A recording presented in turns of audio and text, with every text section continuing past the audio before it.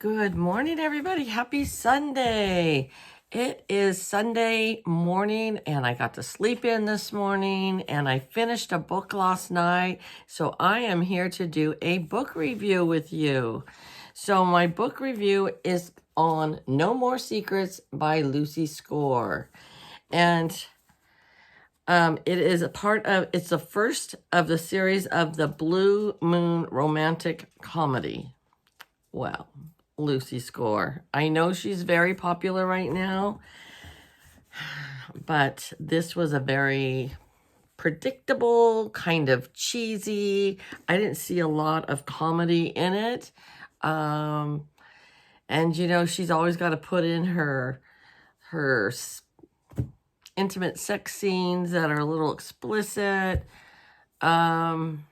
I think I'm done with Lucy Score for a while. I really do. It takes place in a town upstate New York, and it's 3 hours from Blue Moon is the town. I don't know if it really exists or not. I was going to look that up and I forgot. And it's 3 hours from New York City. So this gal Summer, who is she works for a magazine company as a writer, and she went to do a story on the three brothers and the mother of Blue Moon that have a organic farm, and they grow vegetables and they have animals, and it's a small town that's very intimate and everybody knows everybody's business, which I can totally relate to because I live in that kind of a town as well, which I like.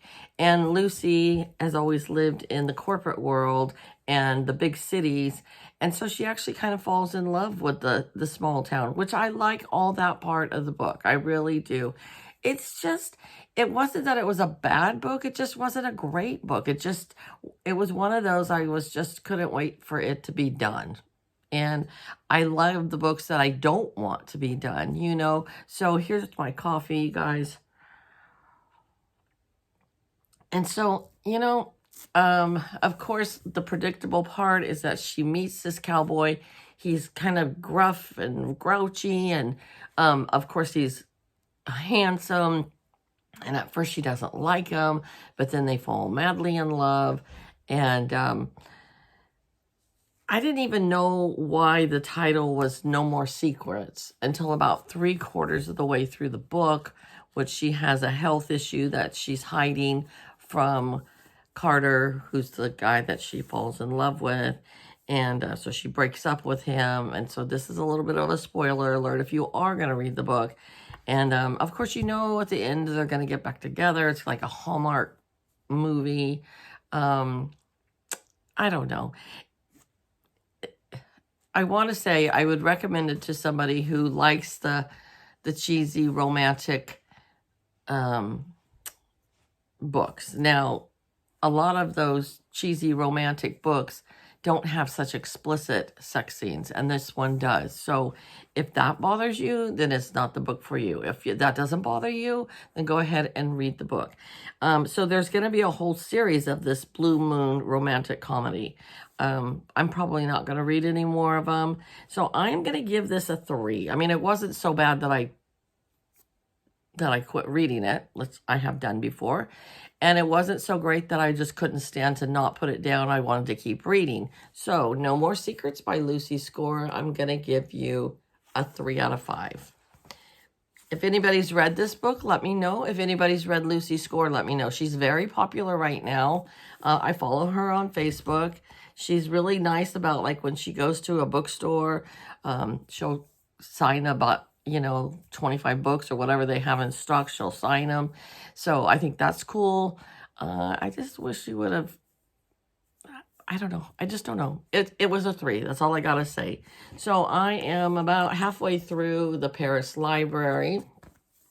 This is written by Janet Skelsing Charles, and she lives half her life in Paris and half her life in Montana. And actually, the little town that she lives in, Montana, is close to where my son lives. I thought maybe they had just made up the town, but my son said, and my daughter-in-law both said, no, it's a real town. It's literally out in the middle of nowhere. And This is the author. And so it's an okay book. It was chosen by our book club where I go to on our local library. And they already had the meeting, but I didn't make the meeting.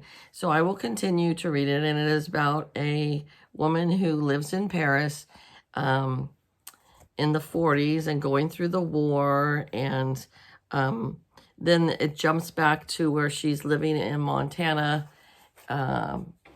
for this day and age. And so I don't know how I haven't read far enough to know how she ended up in Montana. But it's just an okay book so far. So far, this is going to give me a 3. So I just started this morning. It's called Now in November. And it is by Josephine W. Johnson. And she did win the Pulitzer Prize. And I saw this book as a recommendation from Supposedly Fun is their channel name. And it is a book channel. I think he has about 20,000 followers. And he reads a lot. And so he recommended this book.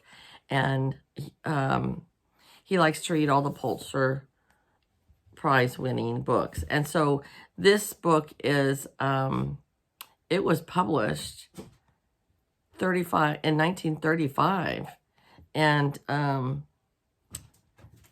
the novelist Josephine Johnson, her life was from 1910 to 1990, and she became the youngest person to win the Pulitzer Prize in 1935. But this book has just made a comeback. Actually, this book, wait a minute, let's just read here. Pulitzer Prize when Josephine W. Johnson was 24 years old, now in November, made Johnson the youngest to win the Pulitzer Prize in 1935.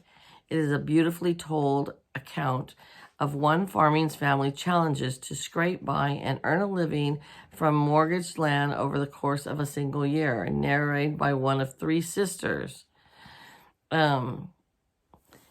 As the household has ravaged by Depression-era hardship and the environmental blitz of the Dust Bowl, the family's unique vulnerabilities are published to a breaking point. So it seems like a really, really good book, and I like these kind of books, so I'm going to read this one. I'll let you know. I always seem to have 2 books going at one time. So this was the book I was taking to work. And then when I got towards the end, I just started reading it to get it over with. So now I'm going to start taking this one to work, and I will read this one at home. So what I do is I'll just put this one in my lunch bag, and I just never take it out. And I'll just read it at work. So I have 2 breaks and a lunch, and I read on my breaks and my lunch. That's what I do. So, all right, you guys. So this was a really quick book review, and it's Sunday. Like I said, my grandson's coming over. We're going to make some bird houses from a bird kit. I would love to film it. I'm going to try to film it.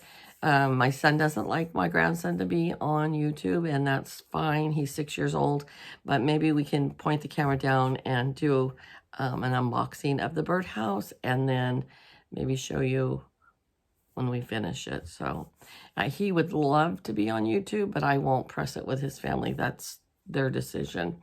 And anyways, I hope you guys have a great Sunday. What are you reading, folks? All of you book lovers out there, what is your current read? Please put it in the description box below.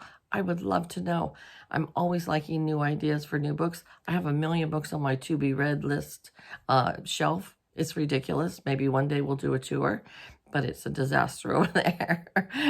So I hope that you guys continue to have a great day and enjoy your books and your day. And I will talk to you later. Bye-bye.